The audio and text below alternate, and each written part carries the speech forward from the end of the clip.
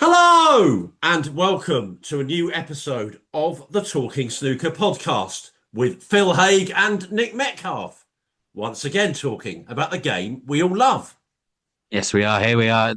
Amazing part of the season. Just had the UK Championship and lived up to all expectations, really. I thought it was a brilliant tournament. So much to talk about coming from there.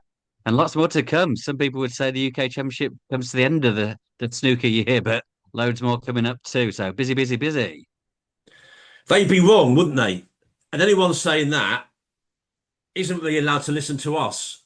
But I don't think any of our listeners would make a mistake like that, Phil. You're right, it's such a busy part of the season. And let's just say from the off, Mark Selby, congratulations. We said that a lot of times over the years, Phil. He is the UK champion.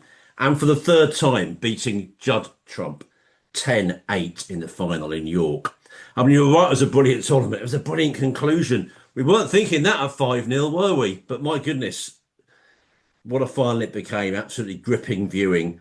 And 10 Triple Crown victories for Selby now. 4 world titles, 3 UK championships, along with those 3 Masters. So, for me, already a top 5 player of all time. He may even have inched a place or two higher. Every big success, you are always assessing that. He says he sort of targets the Triple Crown. He's any tournament win is obviously fantastic in the game, but these big ones, he says, he's a firm, isn't he, advocate of the Triple Crown. He says this is where greatness is judged. And I have to say, for loads of headlines, but 10 puts him ahead of John Higgins. I mean, that is stunning when you think of what a great player John Higgins is. He's in a lot of people's top 3 of all time. Selby up to 10, formidable CV. Yeah, that feels a bit surprising, really, doesn't it? But yeah, I don't know how much it changes his legacy because everyone had him right up there anyway. It just further secures it, doesn't it? And I suppose you could argue that he goes up another place. Some people would have him higher up than others. Um, but yeah, he's right. It's the Triple Crowns that make it, and really, even more than that, it's the World Championships that make it because Oh, one more World Championship can completely change someone's ranking in someone's all-time top 10, whereas a Masters or a UK really is unlikely to put you up a place or two, but it just cements you up there among the greats where he was anyway. But yeah, unbelievable CV to only be behind O'Sullivan, Hendry, and Davis in terms of triple crowns. That is some company to keep, isn't it? From a guy who says, I mean, he's a humble guy anyway, but he was saying, when he started playing, he just wanted to turn professional. You hear other people say different things. I know Sean Murphy said quite early in his career he wanted to end, and they'd be talking about Hendry, Davis, and Murphy. So that's very oh. different from only thinking, "Oh, I just want to turn professional."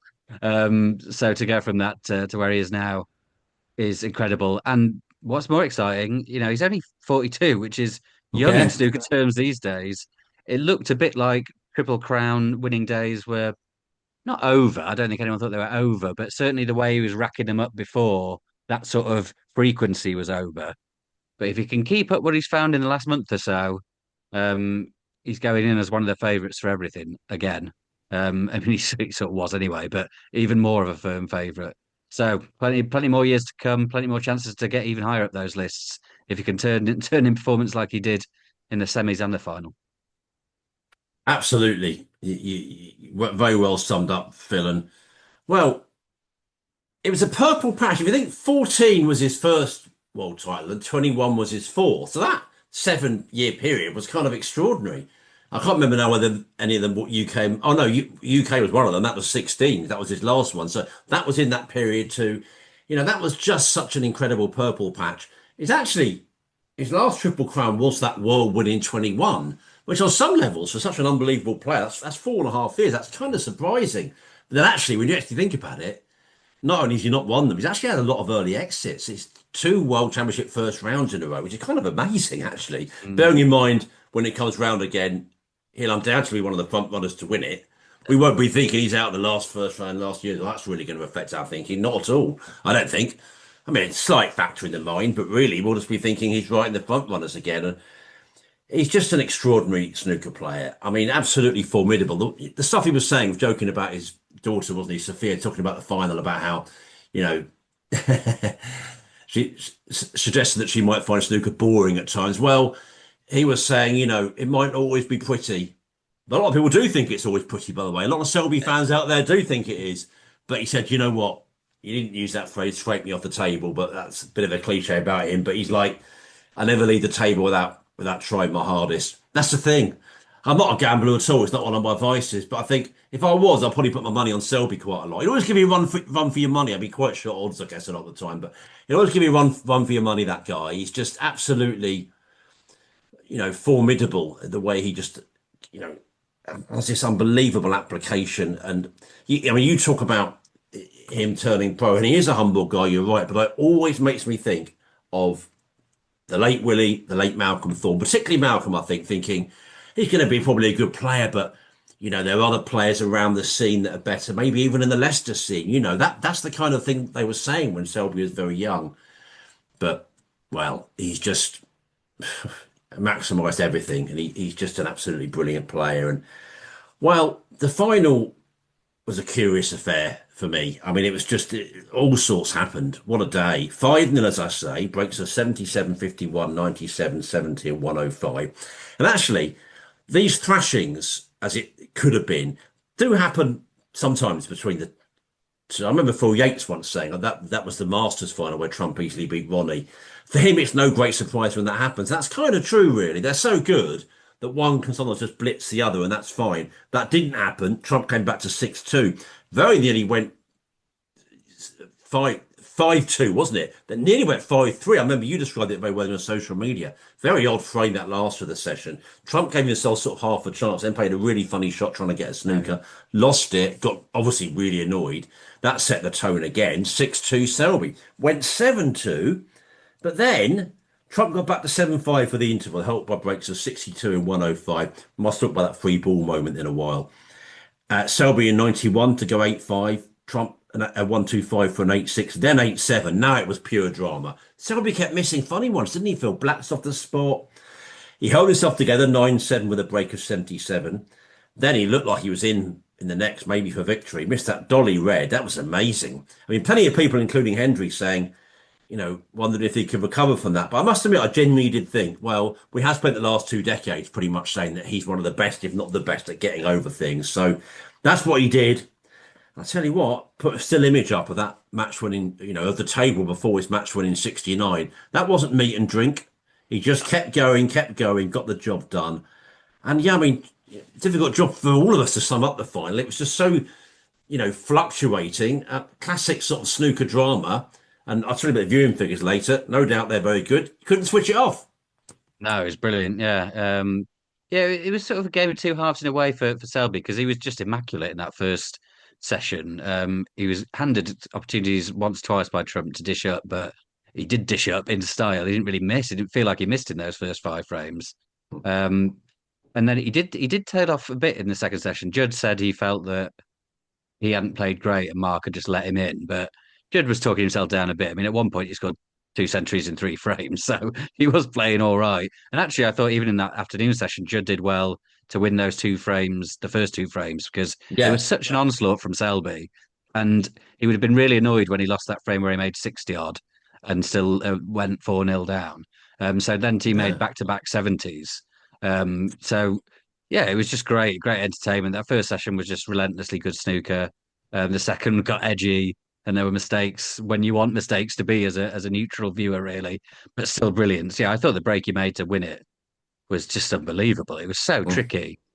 Um, Maybe that's the kind of one. I mean, this is the kind of thing you just say afterwards, but maybe sort of those ones where you have to give full effort on every shot and take nothing for granted, and you're not distracted by other things. Maybe that helps a bit, but I don't know. I think you'd rather have the balls set up really nicely for you and an easy one, really. So yeah, no, I thought it was an amazing final and an amazing tournament, and I think everyone just sort of agreed the rightful winner. I mean, up to the final, he wasn't really pushed. Eventually was pushed by the world number one, but still was the deserving winner. So yeah, fantastic stuff. Yeah. The only time he was pushed was the last session, really. I mean, look at the scores and look at remembering in mind's eye now the play. I mean, it was a very, very good tournament win. As I say, it looked like it would be comfortable the final night. It wasn't like that. It turned out to be great drama. And that sweet spot, I always think. The drama coming 10, 11 p.m. Great, great for snooker audiences. We love that in the game. And what about Judd? I mean, hats off to him, really. Another Triple Crown final. It's another part of his own amazing snooker story. No tournament win in 2025, yes, but so close to it. It doesn't feel like that Neil thing, for example, and maybe some others in the past where, he's not getting a tournament win, not really getting near it. It's quite the opposite, really. He's getting deep. He is missing something. He's missing just that top level Judd that we know that when he looks so formidable, he does look a bit more vulnerable than if you're a Trump supporter you'd want him to be. But I mean, I'll go back to you, but I'm 99% certain he'll be singing with the same hymn sheet. I mean, he'll be back winning soon, won't he? I won't be surprised if he wins the Masters. I mean, as I say, the levels of past seasons when he won 5, 6 tournaments, he's obviously not of those, but he's so close to in and around being the top of the game still. I certainly won't be expecting anything less than the Trump tournament win soon enough. Yeah, I should think so. Yeah, I mean, you think of like Neil's downfall for a season or so. He fell. He was in the 20s in the world at one stage, wasn't he? Yeah, Judd's still sort of runaway world number one, yeah. which shows how well he was doing a year or so ago and has been doing enough to keep that going even without lifting a title. I suppose it just shows how far his game's developed because in the past, we're going a few years back now, but if his long game was off as much as it has been, then he wouldn't be getting anywhere near finals. But he's such a good match player now. He's got everything really, and because he's not, I wouldn't say he's gone beyond his B game much all season since the World Championship. I suppose it is easy to forget that for most of the World Championship, he looked like the best player. When he beat Murphy and beat Russell, and they were just talking about how he's unstoppable. And he only just narrowly dipped in the semis to lose to Williams. But if he got to the final, I think a lot of people would have had him beating Zhao, but we'll never know, will we? But yeah, this sort of bad run of form is not that long. Um, and he's still been getting good results. So yeah, hats off to him and the player he's become. It's a long way from naughty snooker these days. Oh dear. He's sort of granite really in a lot of ways. And he's scrapped really hard to get to those three finals when he's not been at his best. So yeah, no, a lot of credit for him. And yeah, I, it would still be surprising if he'd get to the end of the season without a title, even though he's gone this calendar year without one. From naughty snooker to granite snooker. Yeah, I like that. Well, we were on the air, weren't we, Phil, for our Tony Meo Trophy match last Tuesday? But low-key celebrations from you this year, I thought. I mean, you did have an open-top bus tour of Sheffield over the weekend, but then you do that after covering every World Championship, don't you? So it's not that much different than the normal stuff. But the good thing, I can see you laugh, a little bit of a sympathetic laugh from you there. Very kind, very kind. Well, no, I mean, I just bought that bus now, so I can just do one whenever I like. It's nice. Oh. That's what you can say when you're world champion, though. I mean, you might think, oh, that's a bit arrogant. It's like Hendry. Hendry says what he wants. You're in the same boat now. You can pontificate on this, that, and everything else. But so what do you know about it? I won the world championship in Sheffield. One of those. Well, we're just waiting for some nice pictures, aren't we? There were some nice pictures taken. We've not got back yet. That makes it sound like they're in some like dark room being developed, but no, we've just not been sent them yet. But we'll post them when we get there because it was from that great club we played at in York at the Castle. So another plug for there because it was a great afternoon out. It was, and there are plenty of other people popping in. I think Alan McManus was back in there again. A fair few famous names were in there. So yeah, great club, man. I know they had a smashing week of trade, as you might expect. For with the tournament being there, the big UK Championship being there, during the last week. And Phil, the good thing about that is you mentioned this on text.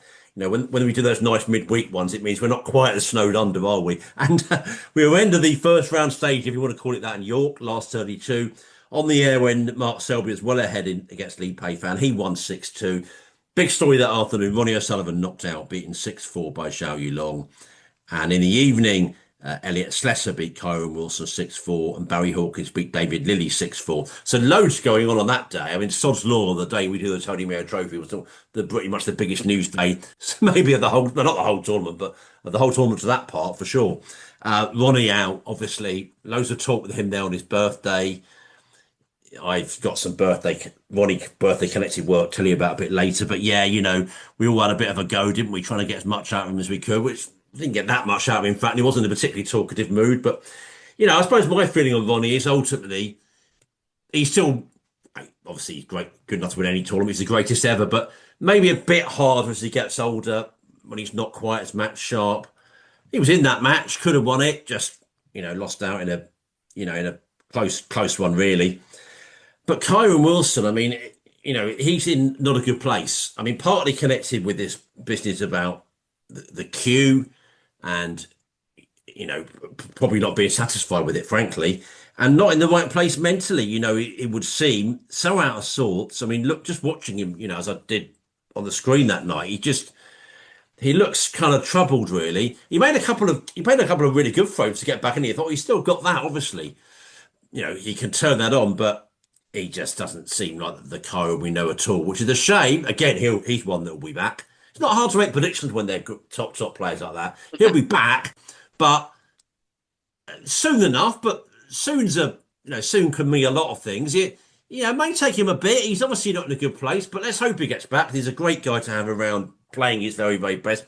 But his very best at the moment clearly isn't there. No, that was a hard watch, wasn't it? When he was in his chair with his head in his hands, sort of staring at the floor, and how he spoke afterwards about really struggling mentally. And um, yeah, it's difficult with the queue. I mean, it was strange. I spoke to him in the week leading up to the tournament, and he said he's got this queue which was made for him as a replica of his old queue, which then broke, and he picked up the replica that he'd had for a while, and he loved it. So I don't know if he was sort of just talking up his chances when he spoke to me, or something happened between then and him playing. But he obviously wasn't happy with it at all by the time he played, and was just clearly very frustrated. But as you say, he still played some decent stuff in there. So it wasn't entirely disastrous, but it certainly seemed like he needed a bit of a break, really. Maybe a bit of Christmas time, family time will help. Um, and yeah, I mean, these guys, there's been so much talk about queues recently, isn't there? But um, Yeah. they just need to find one that suits them. There's lots of good queue makers that will find people a queue. Um, so I'm sure it won't take him and Judd, if they are both now looking for new ones, to find ones they like and come flying out of the Masters potentially. But no, that was a tough watch. And it was that evening where they were all really struggling with the conditions, weren't they? I think it was the last games before the That's recloths right. of the tables, and everyone said it. It wasn't sour grapes. Slesser beat him and said it. Hawkins said it, and when he beat Lily, so it did sound like a real testing evening for them all. But none more so than Kyren, who was going through it, and I felt bad for him because it was not nice to see. And Ronnie's similar in terms of not looking great, but still producing some great stuff. I suppose that's what we expect from Ronnie. And if you look at the frame scores, he's made quite a few good breaks in there, but some really funny shots as well. I mean, that last frame, they both played some mad shots. I think it may have been one shot after the other. Like Joe played one, and I think the commentator said that might be the worst shot I've ever seen. And then Ronnie followed it with maybe the worst shot I've ever seen from him as well. It was bizarre stuff, and Joe got over the line. And I was pleased for him because he's a great player. He seems to struggle a bit with nerves. He certainly said that in losing to Ronnie 7 times on the spin, but he's beaten him now. So I know we've known for ages Joey Long's got a bright future in the game. It's taken a bit longer than some might have expected, but he's still on the upward trajectory. Yeah, that's a very well summed up. So we lost obviously a couple of very big hitters there, but plenty were left in, and we moved into the last 16 stage. And these are results from last Wednesday. Then Neil Robertson beat Ruiz 6-1. Cracking win for Neil, 4 half centuries for him. Definitely expected that match to be closer. Pan Jung Soo beat Mark Williams 6-3. It was Judd Trump 6, Cedroy He 3. And Mark Selby, the man that went all the way, of course, to win it, beating Zhao Yulong 6-2. That's quick back-to-back for Selby matches, wasn't it? Selby with 4 half centuries in that victory. Then the results from Thursday, Zhang under 6, Zhao Xintong 2. Zhao was miles below his previous standards. I mean, that pinky miss that was doing the rounds, my goodness. Danger and we beat Scott Donaldson 6-5. Top match. Hats off to Scott, actually, because he produced one brilliant performance and victory in beating Allen and then pushed Ding all the way. Barry Hawkins 6, Elliot Slesser 0. I think we said, didn't we, did he get to the quarterfinals with no one noticing? There we Yeah. are. Well, we noticed it's 6-0 a bit, but you know what I mean. Typical Barry. And then Sean Murphy 6, John Higgins 5. And I watched the decider of that one at Shea Hague, didn't I? That was a Mm. late night, very late. Hell of an effort for Murphy for 4-1 and 5-3 down. I mean, he's having a top season. Put one trophy in the cabinet, could have put more than one for sure. But John was not too downbeat. We saw the interviews, like, obviously gutted to lose, obviously, but said he really enjoyed the match. I think you see that more and more from John, actually. He kind of just likes being out there competing in these big matches. But yeah, plenty to talk about there for sure. And well, yeah, Xiao Tong, who was being talked up. I mean, I think you and other people were saying on social media, the BBC team in particular, they couldn't be speaking more highly of him. They were saying just, his ears would have been burning.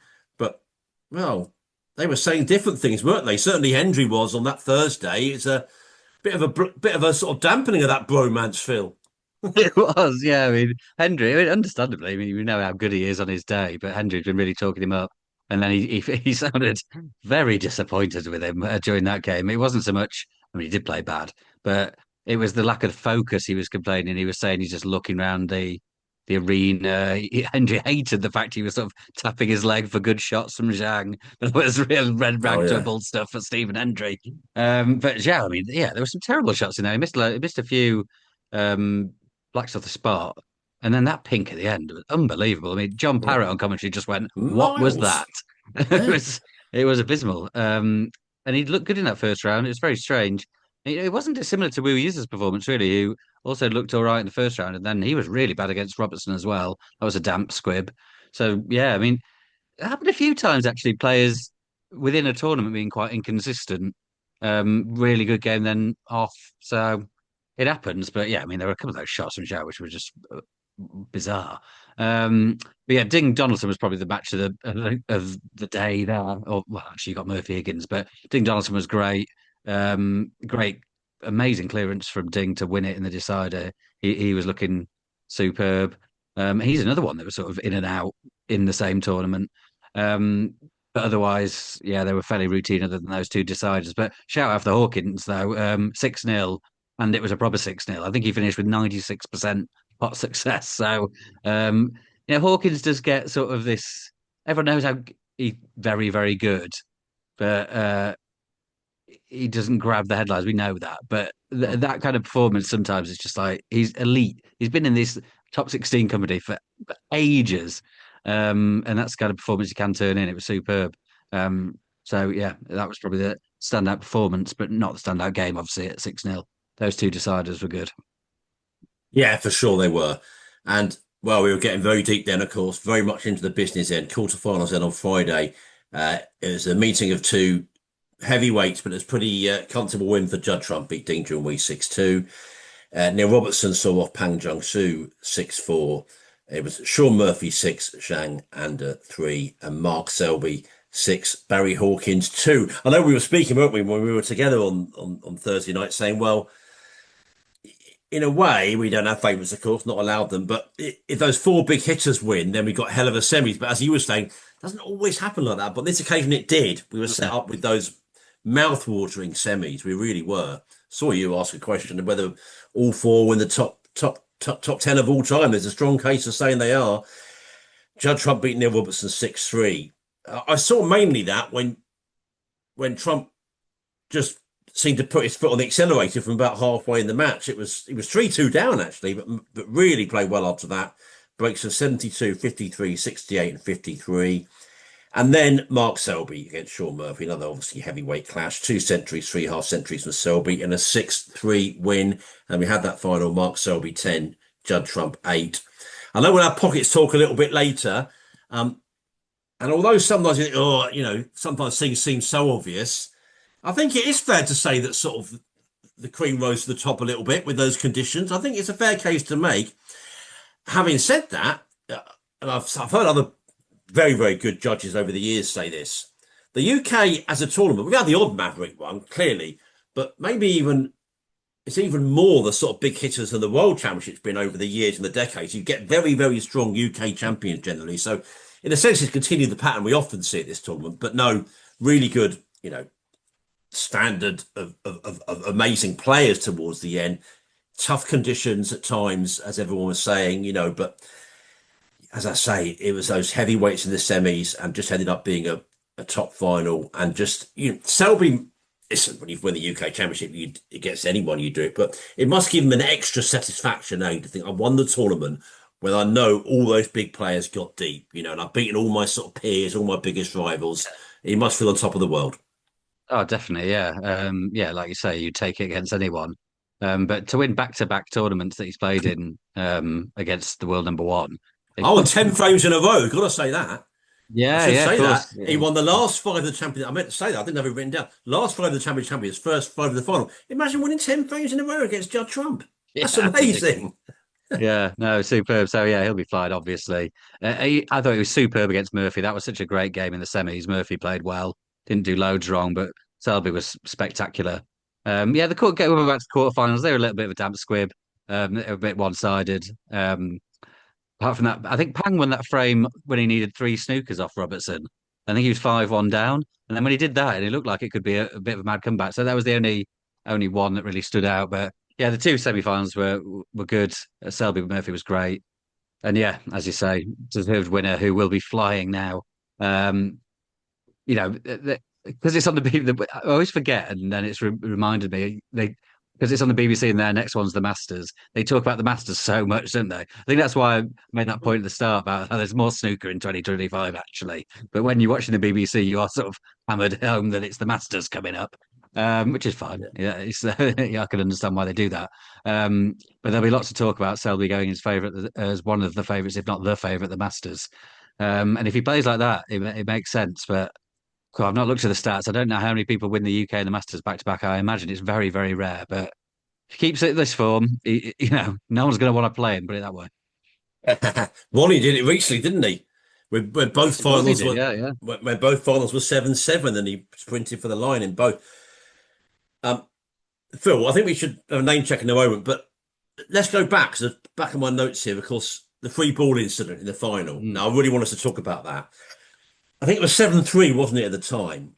And John was a terrible nightmare snooker. Basically, every direction he was going in sort of was not ideal. Balls were blocking his path. It was all sorts of things. Eventually, ended up hitting the black, I think it was. And referee Olivier Martin, that's clearly very close, said it was free ball. Judd Trump questioned it, which I wasn't sure about. I mean, a player can, but I thought it was quite strong questioning, really. And what I didn't particularly like about it, if I'm honest, was Judd saying, "Oh, I can hit the edge of the red easy. It's easy." And I don't know if that. I mean, say flippant. I don't know whether that sounds a bit rude against Judd. I think he's a great sportsman in his own right, but I'm not sure that was his finest hour, really, because most judges were saying it was incredibly close. They felt it was just about a free ball. I saw the guy at the TNT studio say that. Jimmy, I think, certainly McManus, they were saying, well, that was, just about a free ball. But listen, it's close. My problem with it a little bit was that I then thought Mark was in an awkward situation. Now, I know you'll have your own say in a moment, but I know we mentioned it off the air, and I said almost like Mark was a bit guilty. I know you mentioned you think Mark's a bit experienced in that. That's probably a good point from you. But I thought he was left a bit awkward because then he knows now what Judd's thinking. So it brings a whole new complexion into it. And the other factor was, I just don't know. Well, I don't know if players are getting too much power. I don't know if referees need to sometimes be a little bit just firmer, you know, just firmer, really, because this thing about, I mean, the referee saying, "Oh, I stand corrected," and I just think, in a way, why are you being corrected? You say you stand corrected. I mean, you're not corrected, really. You were right, probably. Most people think you were right. It was a free ball. So, but listen, the players are great judges as well. They're right behind it. They're looking down shots every day of their lives, pretty much. They say it. We take that, at face value as well. Everything's done in good faith, but just everything, you know, it just left me with a feeling of dissatisfaction from a number of levels, and maybe over to you to try and pick through it. I thought it was a funny incident. I didn't think Judd came out of it smelling of roses, if I'm honest. I just wonder why sometimes these days referees just don't take more of a grip at it and say that's what's happening. Let's get on with it without being all rose tinted. But you maybe feel some of those very, very stronger ones of yesteryear maybe would have done that. Yeah, and I think I would have liked to see that. There was a point where Judd was questioning it, and yeah, I mean, I always find it a little bit uncomfortable when people are questioning the refs, but they are allowed to do that. And I didn't have a problem with what Judd was saying, but it is always a little bit awkward, isn't it? But there was a point where Olivier said something like, "Well, I've got to make a decision," and I just thought, "Oh, well, make a decision then. You know what? You've looked at it for ages. You know what you think. Just say that." And yeah, I don't. Yeah, I do think I don't think Mark Selby is someone who could be pressured into doing something, but the way he spoke about it afterwards was interesting because Mm. he said the last thing he would want was to take it and then see a replay later and realize it wasn't a free ball. So not that he was guilted into it, but it played a part of his mind that he really, really didn't want to get it wrong. Maybe he did lead into something he didn't think, but yeah, in my mind, that the referee spent ages looking at it and thinks one thing. Just say it's that. No one, I mean, Judd might not be happy about it, but no one's going to complain if the referee makes that decision. And also, I think referees are they're trained to look at those things more than players are. Players don't always even know all the rules, and I know they did in that point in that situation, but they're not used to looking at things the way the refs are. Steve Davis made that point in the studio that he had the extra red next to the red that was on, but then he put another red next to the yellow, and that's And why it clicked. he thought Selby should have done the same thing. Yeah, because Selby then was looking at it without that, which Yeah. Davis said if he had that red on, it would have been much clearer. And so the referee knows what to look at more than the players do. So yeah, I think the ref should have just said, "Look, that is what it is. I know what I'm looking for. I've spent ages looking at it, and that's the answer." But obviously, it didn't make a difference over the piece, but he could have done. If Judd had won a decider, that would be very, very controversial. But yeah, I think in general, I'd be perfectly happy and happier if refs were just like, yeah, that's the call. I'm making the call. It's out of your hands. Yeah, and again with Hendrick, you sometimes think, if some people sort of say things in life, you think, oh, maybe would you have done that? But you just know with Hendrick, and we remember him so well, he was like, he wouldn't have had anything to do with that. He said, I'd have sat down, referee would have called free ball, and that would have been free ball. There'd have been Mm. no, debate over it.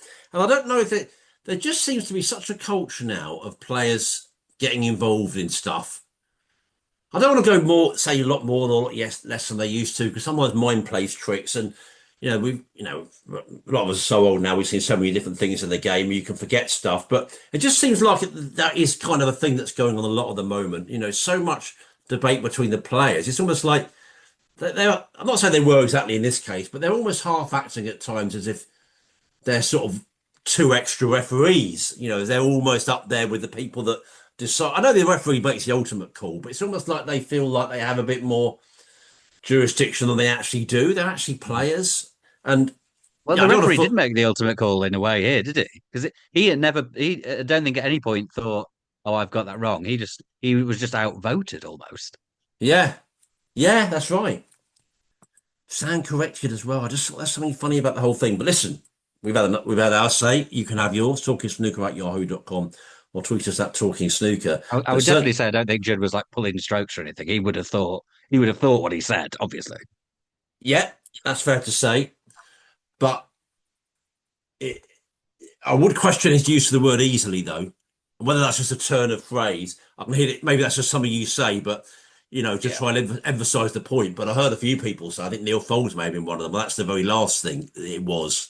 It was it was Yeah. it was the most fractional thing ever. But yeah, no, it's a fair way of saying it, Phil. And as I say, Talking Snooker at yahoo.com or tweet us at Talking Snooker. And let's maybe return with more talk about the UK. One of the biggest tournaments justifies a lot of talk. We've got more to say about it. But for now, we will say you are listening here to the Talking Snooker podcast, reflecting on the UK Championship with Phil Haigh and Nick Metcalf. Phil, we have seen the UK Championship and another famous victory in the incredible snooker life of Mark Selby. Reflecting more on the tournament, I mean, BBC coverage. I mean, you generally lots of things to say were pretty good about it.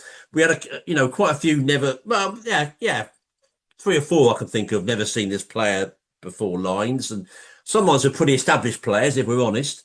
Um, I don't know why Joe Perry isn't involved more. He was sort of towards the latter stages, wasn't he? But not a great deal when you consider how much of I think, a reputation he had built up doing that. By the way, I mentioned the good viewing figures. Peak of 1.7 million for the final on Sunday night. And that was a huge night of television in the UK, including the Strictly results on BBC One and I'm a Celebrity final on ITV. So good numbers. And as for TNT, I did like Ramsey the Magic Wand. Did you see that? What an extraordinary package. Ramsey with an owl on the shamble was great stuff. And then the gag was he kept disturbing Jimmy. And one of Yeah. them was Jimmy's hotel bed. Liked it. Yeah. Oh, sorry, Jim. Great stuff. Whoever came up with that. And strong coverage all round. No hint whatsoever of I've not seen anyone play or on that service, has to be said. Top voices. And yeah, pretty good. You know, wall to wall. I mean, that stuff, a lot of cynics on the BBC won't stay with it. They did. They stayed with it throughout the night. Mm. Sometimes if the main match had finished and the other one still was meandering a bit, they might have gone off. But the main match of the evening was always on. And sometimes it was both. And they were saying till 11 midnight, no problem. And that's network television. So it's impressive stuff, really. The amount of hours we can see of this sport is amazing, really. Pockets. I liked them, but I'm conscious I should ask you about TV. That's a bit rude. Sorry. Sorry, No, Colonel. not What much was more your to add, view? really. Yeah, no, but that's something really. Mark Williams was great addition in there. Don't know how much he's going to go on. I don't know if that was just Hendry persuading him, but more of that when we can get it. Love hearing from Mark. Yeah, I think that the standout sort of we've not seen him play was Hendry on Elliot Slesser, which was some shout, really. He's been on tour for a long time. But yeah, that wasn't great. Yeah, no, yeah, there were some interesting additions on the player front. Williams, the one I noticed. I heard that Gary Wilson was very good on TNT one night, and I didn't actually see that. But I do always like listening to Gary, so I'm sure he was very good. But yeah, otherwise, no complaints at all from me. Well, there are a few late call-ups, weren't there? I think Stephen Hallworth did it one day, didn't he? I think maybe one of them. He came in, yeah, for Rian Mazil, I think. Rian wasn't well. Jimmy went down to his club in Woking. That's opened up, so he'd gone for a few days. So they were sort of mixing it around a bit, but yeah, enjoyed the coverage. And on to pockets. No, I really like them. That's the bottom line. I think most did. Never did a poll on it, but my strong guesstimate, and it's even bit more than a guesstimate, was that most did. You know, I think Neil Robertson was right when he said that this is better for the sport. And I think, you know, he sort of said, well, even if some players complain now, and this is what happened a couple of years ago in when I did that big interview with him for Sporting Life. You know, he was sort of saying, was it the British where the pockets were tight? And he was saying players complained so much about that. I can't remember when the British was that year now. I want to say I don't think it was Cheltenham. Was it in Leicester that year? I don't know now, but wherever it was, he distinctly said they were on the tighter side. Lots of people complain, and again everything seemed to go in a different direction. And I would say I feel like snooker should hold its nerve now, and this should be kind of a bit more like the norm. And I just think not seeing mad stuff like balls hitting cushions miles before and dropping in was great. Really, I thought. I know there will be some, and listen, all opinions are valid, of course, you know, that think they may have gone too much the other way sometimes because the balls are, you know, there was one white last night, but it might be a funny example because it was an inadvertent played shot from Judd when the white, I don't know if you remember it, sort of just rattled in. Spell, yeah. And it was sort of amazing it didn't drop. You think, wow. So that sort of thing was going on. But look, for me, Neil says the top players were like, oh, what a relief. They've been too much last 10 years, last 10, 15 years. They've been generally too generous. I mean, we seem to be saying about China a lot recently, but before it was China, plenty of events in the UK had that issue for me. And, you know, I just thought it was a good test. It added a lot. Century countdown, but, you know, is anyone really losing sleep over that? I mean, centuries are nice in a way, but they're not the main point of the game. You know, the main point of the game is to see great snooker, to establish brilliant winners, you know, to these guys to be tested, not in a ridiculous way. Like, for example, we've seen in golf with recent US Opens when the players have been made to look a bit silly. If they were made to look silly, then I'll be the first to say, gone too far. I don't think they were made to look silly. I think the pockets were a really tough test. And that's what I like to see. Over to you. Yeah, it was about right for most of it. I think you wouldn't want it any tighter. And I think that the only problem was when that evening we spoke about where the cloth was at its oldest.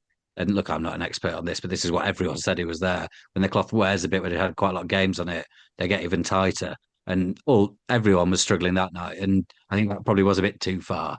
But other than that, whenever it's regularly recovered, it was superb. It didn't make any of the games less exciting.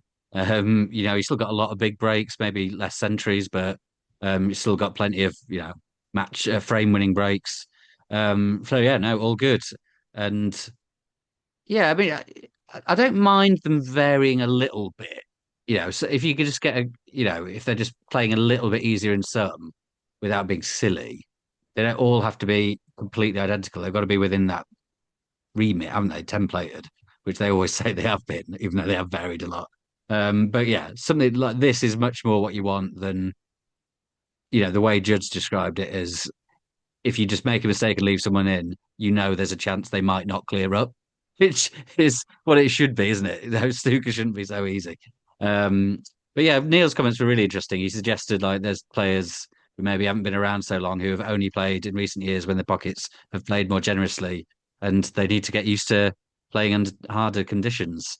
I don't think he was having to pop anyone, but he was just saying that guys who were playing before they got a little bit more generous are aware of how to play on these tables, and some of the younger guys maybe aren't. So it'll be interesting to see how they play in tournaments to come when we go back over to Asia. We'll see. But yeah, in general, no complaints about this tournament. It was really good. Exactly, and everyone sees things differently. I mean, I spoke to one of the game's biggest voices at a tournament a couple of years ago, a couple of months ago, actually. My apologies, it was the early part of this season, and they were saying very clearly to me they thought the pockets were generally always on the tighter and tougher side. And I did sort of question them. I said, "Well, do you really think that?" Because that's not quite what my eyes are seeing. That's not obviously what people like Neil Roberts and Mark Williams are saying. I was surprised to hear that really, but it doesn't mean that people don't see things differently. Again, it's that phrase "good faith." You tend to think most people are seeing things in good faith. I think there's a bit of a problem sometimes that I don't know if this is a bit of a supposition or what, but I sometimes think that there's a bit of wariness with some people to like, oh, don't talk about the pockets too much. You're talking the game down. It's not a good thing for the game. No, it's the big pockets that are not good for the game. They're the thing. That's what's not good for the game. When you see balls, not us talking about it. Us talking about it is great because it means they'll hopefully go in the right direction, as I would see it anyway. But listen, there was certainly no complaints from me on that score. No complaints about York as ever. We need unifying forces in the naughty part of me. Phil was thinking when I was up there. It's almost one of the few things in snooker you never hear sort of any sort of a dissenting voices on. I thought, it's got to be something negative about York. I got annoyed about a coffee shop that closed at 4 p.m. I thought, oh, bloody hell, come on. I was trying to find little things, but no, seriously, it was great. River very high, by the way. God. Mhm. Yeah, I was saying to you, they're worrying a bit about flooding there. It comes most winters. Well, they can't have much more rain there, but yeah, I enjoyed it. Walks down by the river, lovely time in the city. Always very romantic seeing the Minster and so much good stuff there. It's definitely the city, not the venue, by the way. Mm. I mean, the Barbican's very comfortable, and I love being up in the balcony, but it's actually a pretty unprepossessing building. And I remember it well from my uni days. It's unprepossessing, really. And I don't think I'm speaking out of turn. I think it's pretty accepted. And I've heard others say, actually, I'm pretty sure that people, maybe television, maybe officials, they don't think the facilities backstage are that incredible. They're certainly better at other tournaments. But the city's so special that it's kind of like, it's difficult to think that snooker lets that go. We can confirm here on Talking Snooker that the UK Championship will return to York's Barbican Centre in 26. But that's it, as far as I know, Phil. It is a 1 year thing, so it's not like, well, it's 5 years sorted. It seems to be this ad hoc year-to-year thing. So anyway, maybe a final word from the UK from you before we move on. I thought it was we had a nice time in York, didn't we? I went to the Phoenix, by the way, mentioned last on there. Lovely pub, so many nice pubs, so many nice cafes, restaurants, and we are all singing for the same industry. It's an absolute jewel in the crown in this country, isn't it? Yeah, definitely. You never hear a bad word said about it, other than it's a bit expensive. But where isn't these days?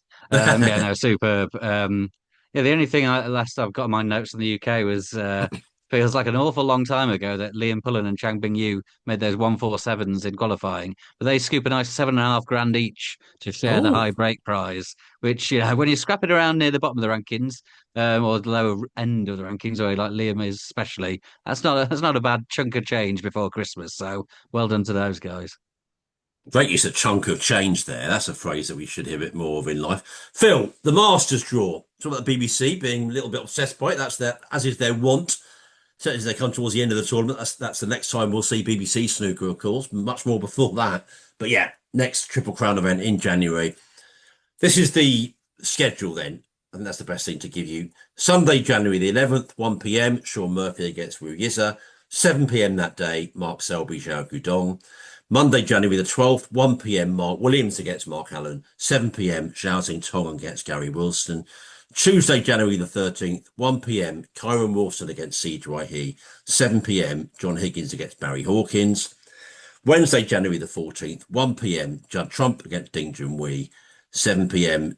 Neil Robertson against Ronnie O'Sullivan. And that's an amazing day if Ronnie turns up. I mean, bloody hell. If Ronnie doesn't play, it'll be Chris Wakelin against Neil Robertson. Still a good day. But yeah, look at a few of those. Yeah, Williams and Allen and Trump and Ding is probably the best of the lot, but they're all good. Nice way to kick it off. Sean Murphy, Wu Yiza. I really hope Wu Yiza performs. That's a big old Mm. stage for him that afternoon. Really hope he plays well. That first one often seems to go close over the years, so I hope that's a really good match. But yeah, it's so much to look forward to. We can't go wrong. Yeah, absolutely. Same time every year, isn't it? When we're sort of blown away by how good the Masters draw is, even though you always know it's going to be, but it always delivers. Yeah, I mean, Robertson, O'Sullivan, Trump, Ding, Alan Williams, all brilliant, and Murphy Wu has potential to steal the show. Absolutely superb. I was looking through the draw, sort of the top half and bottom half, trying to give you that any clues on who might have a favourable run. There just isn't a favourable run at the Masters, is there? It's the 16 best players in the world. There's no easy route. So no idea who's going to win it, but yeah, plenty to look forward to. See, yeah, Zhao's going to be an interesting one. See how he performs. Masters feels like his kind of stage. We'll see. Will Kyren bounce back? If Xie Wee's in there, I mean, Xie Wei doesn't really feel to me like a top 16 player. Like I can't really remember last time he did anything notably exciting. He got to quarterfinal of the Worlds, didn't he? But he's just sort of timed the few runs he's had very well in the biggest money events, which is why he's in the top 16. But he's still got some work to do to stay there or climb up the rankings at all. So that'll be interesting against Kyren. And yeah, we're all just waiting to see what Ronnie's going to do. He sounded quite clear that he wasn't going to play when he spoke, whenever that was, when he was talking up the Pluto TV stuff. But then in York, I think he used the word hopefully when someone asked if he would play at the Masters. Hopefully, I'd like to, something like that. So we'll see. Yeah, I mean, on our point as well, hopefully, because Ronnie against Neil is a great first rounder. But I know Chris Wakelin will be waiting by the phone, hoping that he does pull out because he'll be jumping at the chance to get down to Ali Pally. That's right. And I heard two or three people say you can bet your bottom dollar they'll put Ronnie on the Wednesday because it's business of how many days he's got in the UK, and that was absolutely the right prediction on that one. But we'll see. As I say, the Masters coming in January. We'll have all bells and whistles. We've got a marvelous voice joining us, haven't we? We'll talk about that before we go off the air. I've got it written down, so I shouldn't forget that. Marvelous voice joining us in January to preview that. But there's loads of snooker before that, folks. The Scottish Open starts next Monday. And before that, the shootout. That starts on Wednesday and runs through until Saturday. Back in Blackpool, that place that stuns me. And I've been around in life, but I'm always stunned when I go to Blackpool, the number of different levels. David Gilbert against Matthew Stevens is the nice old match. And Mark Allen on Yi, another match that caught my eye. Frankly, feels like a cast of thousands. You look down it, it's just match after match. You can see them all on snooker.org and the WST website. But I suspect it'll add a little bit of luster to it again. It's a bit, I don't want to say glib saying on trial, that's too strong, but it needs to be a better behaved crowd. Whether that means security on it, whether that means people just using a little bit of common sense and nous, I don't know. But, we don't really want, old school and not old school in a good way, sort of almost racist comments actually, and racist songs and chants that we heard last year because yeah, they might have been funny in 1975, but they're not now. So we'll see. And I would say that a very easy prediction to make is, Phil, that it's going to be a cracking atmosphere there. I mean, that building, that place is lots of things that are tough to love about Blackpool, actually, but lots of things that are easy to love, and that's the seafront and you know the history of the place, the sort of old school fun of it, if you use that word old school in a good way, the lights and it's that it'll add an element of show business to it, eh? Yeah, definitely. I'm not sure what Blackpool's like in the winter, really. You think of it as like a summer jaunt, don't you? But yeah, World Snooker posted some clips from when they used to play the shootout there, and it looked great, to be fair. I've forgotten about it. But yeah, it'd be interesting to see. And you're right, it did see cross the line last time in Leicester, and it's tough for the security and the refs. But they've got to stamp it out if they hear anything that does cross that line, and we know what those lines are that people can't cross. Everyone knows what is banter and what goes further than that, so it's not acceptable. So hopefully we won't hear any of that. And yeah, like you said, there's all sorts going on that first round. A couple of the other ones I noted were Yu Lu against Elise Scott, who's a 14-year-old promising young girl player who's got it tough against the women's world champ. But that'll be interesting. Anthony McGill against Liam Davis. Michael Oh, Sabarchik playing Jamie Jones, and there's a few more. But there's some good names in it. A lot of the big names skip the shootout, but Murphy's playing. Xiao Tong's down to play. Luca Brissell's down to play. We don't see too much of him these days. no. So hope he turns up. But yeah, no, I think we've always um, been fans of the shootout on this podcast. We've enjoyed it, and a little blast just before Christmas. Now I'm looking forward to it. It's very much contrasting after the UK Championship, isn't it? But why not? 3 days of fun. Well, I can tell you what Blackpool's like in winter. So I went best part of 30 years ago now, funny enough, after a game at Manchester United, and it's, I mean, unbelievably cold. I mean, biting wind, especially on those, nights. I mean, it really is. There's extraordinary wind that swirls in, but amazing, crazy fun, crazy mad fun in the pubs. And, I was a very young man then. I found it a little bit, God, not overwhelming, but God, this is a mad old place. So lots of fun, I think, fair to say. And a place like no other in this country and maybe elsewhere as well. But we look forward to that. Enjoy the shootout if you're going. Let us know what it's like, the experience. Please do. Talking Snooker at yahoo.com or tweet us at Talking Snooker. As for the Scottish Open, that's the third of four Home Nations events in the season. The last sort of big event really of the year.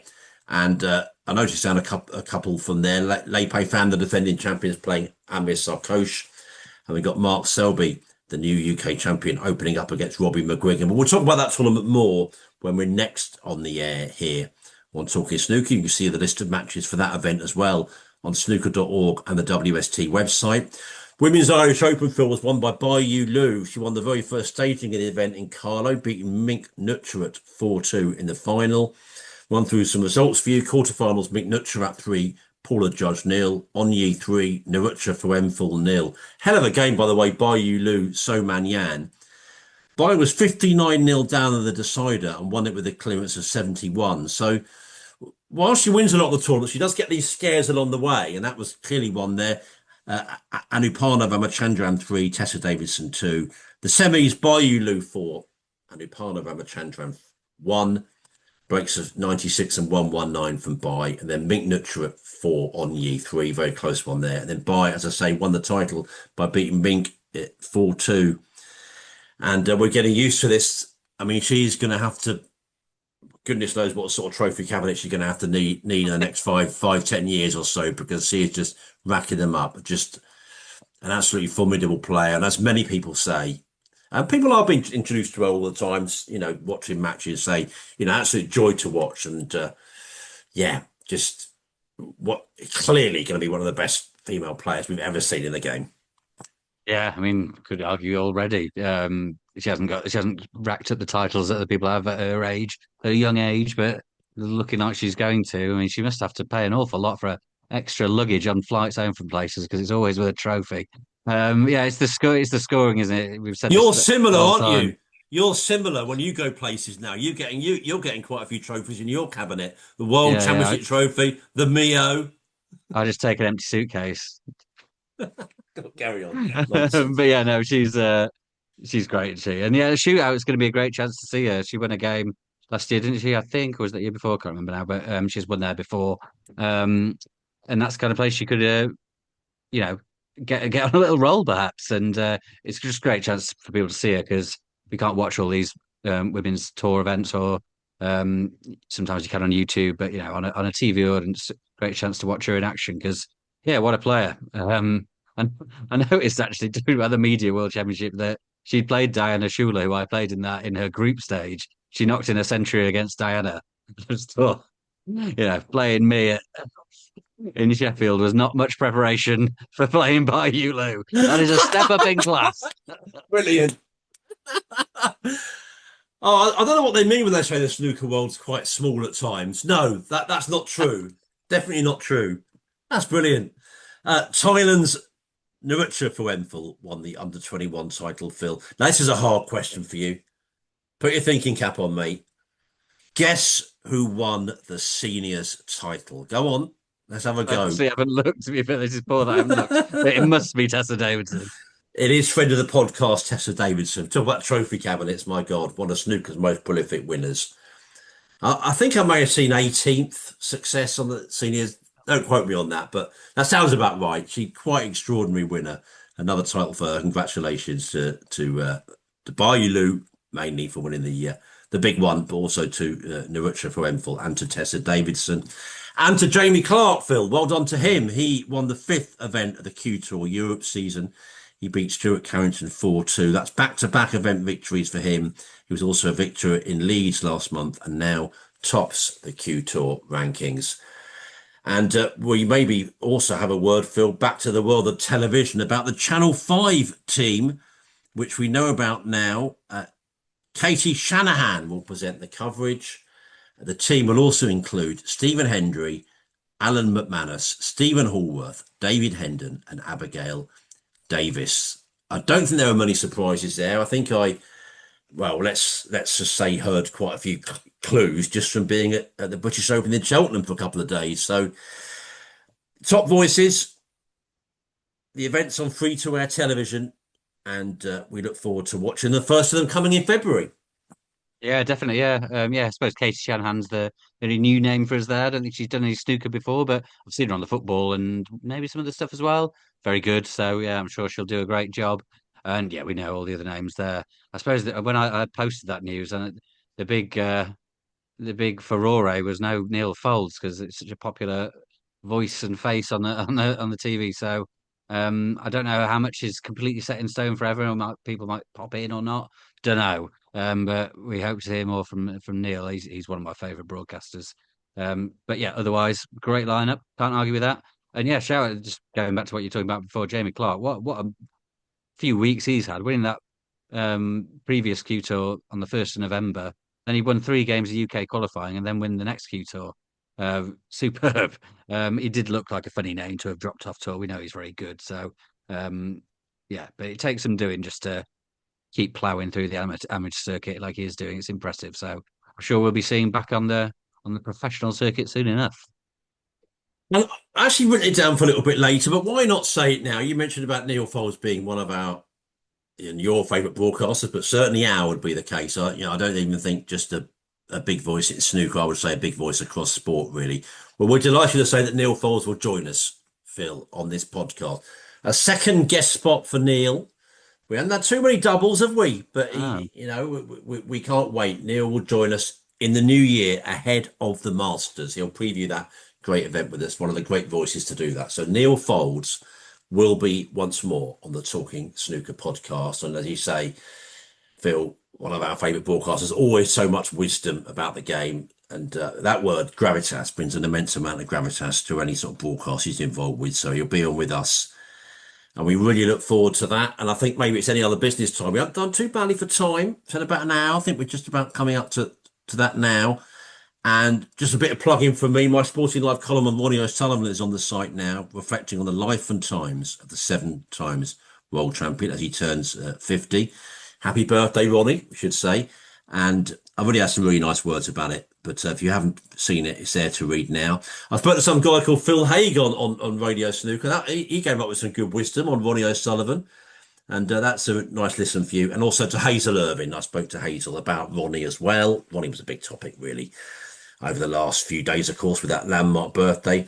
Hazel talking to me about how Ronnie ranks among all the great sports people she's spoken to and interviewed over the years. Some memories of that amazing embrace with Judd Trump when Ronnie won his 7th Crucible title. And she tells me, in response to my question, whether she's surprised or not that O'Sullivan is still playing. So loads to come and listen to you on there from me, and also commentary on the climax of that UK final between Mark Selby and Judd Trump. And you've got your shootout hat on, no doubt, in the days to come, Phil. Loads to come on that, and keep us busy, eh? Yeah, will, yeah, no. I heartily recommend Nick's Radio Snooker stuff. So many good stuff on there, and your Sporting Life piece on Ronnie, I really enjoyed as well. So if you've not read that, dig that one out for sure. And then the carnage of the shootout, and I think this time of the year just seems like sort of the last day of school a bit in a way. The shootout's obviously just mad, and then the Scottish tends to just throw up some unusual, interesting results and possible winners as well. So bit of chaos to end the year, which I always enjoy. So yeah, plenty to look forward to before the big business of the Masters. Well, you're very kind there. And I should throw that back at you and say that you've always had a great audio and visual element to your work, but some great videos lately you've been posting as well, from events. I know you had, good video from the Barbican, and one in particular was really grabbing the atmosphere as the players came out. And you have to be in that arena to kind of grab it. It's got a size, isn't it? The old balcony at the top. The crowds are very healthy throughout, I mean, if they ever sort of think, oh, well, should we stay here? I don't think there's any consideration about ticket sales. I know they've gone on sale for next year already. They just seem to do so well, and it's a real buzz in there, isn't it? Mm. Yeah, for sure. Yeah, people love it. It's one of these city centre venues. It's a great place, easy to walk to. I mean, look, York's not a big city. You can sort of walk across it pretty comfortably. But yeah, no, see, there's been talk, isn't there? As you say, like it's only this 1 year sort of extension all the time, so slight uncertain future about it. But of all the complaints made by snooker players and snooker fans and other people in snooker, of which there are many, you very rarely hear any about York or the Barbican. So we wouldn't be rushing to change that one anytime soon. Indeed. We're going to shoot off. Quick word about other sport. Britain has a new Formula One world champion. Congratulations to Lando Norris. Australia continue to totally dominate the Ashes series. It's now 2-0 to the hosts. The third test is in Adelaide next week. That's live on TNT Sports and Discovery Plus. I loved going to Leeds Chelsea Field. Took a diversion from there, from York. That was absolutely smashing. Loved the company of Rob Moore that night. And that was just, what a night. Absolutely crackling atmosphere and just a terrific performance from Leeds. I said, one tries to avoid cliches about, these big name Southern clubs going up to Northern powerhouses and being bullied from the first whistle, but you had to try and do but your best to avoid them, because boy did Chelsea get bullied and harried off it all that night. They were so off the pace. It was if Leeds play like that, a couple of Leeds fans asked me how do they think it'll get on. I said, well, you see them more than me. They play like that, they'll stay up no problem at all. But it's doing that consistently, else they had a good result against Liverpool as well. So they're in a bit of a purple patch form-wise for sure. And, you're off to Liverpool, maybe. I don't know if you are personally. I suspect you might well be. Barnsley are. Nice little FA Cup draw for you, Phil, coming up in January. That's good news. The Ashes is not good news. They're off out for. I see they're going to a break this week. That's the latest idea now. They over-prepared. We had a good laugh at school. I said school. Those days are gone. At work, the other day, Phil. It's like when that came out. It's like, yes, I was saying that I'm a bit like that with my work. I feel like I work too hard, if anything. I perform too well in that shift. And we were saying, that sort of joke thing. When I first learned about 20 years ago, so when I first heard it, I loved it. There's really naff things when you're told what to say in interviews, and you have to say sort of things like, "Oh, my biggest fault is I'm far too patient." Yeah. I'm a workaholic. I'm too thoughtful and understanding with my colleagues. I'm too much of a listener. It's ridiculous. This time they overtrained. They can't get it right, those boys, can they? No, awful. I mean, I've ruined a few days already by setting my alarm absurdly early. Can I do that for one more test? Maybe. We'll probably talk to Neil when he's on here. I'm sure he's had some early starts watching the cricket as well. I know he's big into it. Oh It's not yeah. been good so far, but it's some great little bits that keep your hope up, and it's the hope that kills you so often. But yeah. Is it even impressive from Australia? They've been good. Stark's been amazing. The rest of them have been sort of fine, and that's been enough, which is disappointing. But we'll see. You know, this England team have done some mental things, so I'm not going to rule them out just yet of doing something mad here. But I'd be surprised if they could win 3 on the spin now, the way they've been playing. But we'll see. Well, I think it'll be the sporting equivalent of turning water into wine, to be honest. I saw a line that, once. I saw it once. It's happened at 2-0 down and 1-3-2. I thought that must mean once in the Ashes. I think it's once in Test cricket history. Quite amazing. That Yeah. is I had to amazing. look back at it. Yeah. I thought that must have happened more, but I checked in a few places. Pretty sure that's right. Stand to be corrected, but pretty sure that's right. They'll have to have a hell of an effort, my goodness, to win from here. Terrible record in Australia over the years for England. Not just about this tour, they're awful. I think even some of the ordinary Australia teams, they compete far better here than England do over there. But anyway, not a cricket podcast, Phil. It's a snooker podcast. Let's end on Mark Selby. Great champion. Another big success for him. As you rightly said earlier, 42. Got a few more in the to put in the cabinet. Got a few more triple crowns to put in the cabinet. Who knows? And he doesn't need a fifth world title to cement his status at all. But that'll be in his mind, won't it? He'll think, before I hang up my cue, maybe at least one, but certainly he wants more, at least in his career, to put the biggest one of all away. Yeah, it'd be interesting if he ever does tailor his schedule. I know after what he spoke out about over the last couple of years about really struggling 2 World Championships ago, and he was saying, "Oh, I'm just going to pick and choose a bit more and make sure I'm ready." And he hasn't done that at all. He's played in pretty much every single thing he could possibly have played in. And I wonder if he might try that a bit more and just peak at the Triple Crowns or attempt to, as he's really targeting them. But we'll see. Obviously, he doesn't need to at the minute. He's playing in everything. And it's going very well. But yeah, I mean, we know this. Whenever, even when he's turned up in bad form, you're not ruling Selby out winning winning the World Championship. Even like you said, if 2 pretty bad first round exits last 2 years, so what? He's a big threat, and he especially will be if he's picked up the 2 he's picked up so far this season, if not more. So yeah, you wouldn't bet against him winning at least one more World Championship before he hangs it up. Good stuff. Keep your thoughts coming. We haven't got a bit of correspondence that's come into us. We've done long enough now. We'll do that next time. Keep your thoughts coming. TalkingSnooker@yahoo.com or tweet us at TalkingSnooker. I wave farewell to you, sir, and say see you next time. Yeah, always a pleasure. Thank you very much for listening, everyone. We'll speak to you very soon. Congratulations to Mark Selby, the new UK champion. And thank you ever so much, as ever, for listening to us on this podcast. And for now, from your old friends, Phil Haig and Nick Metcalf, cheerio.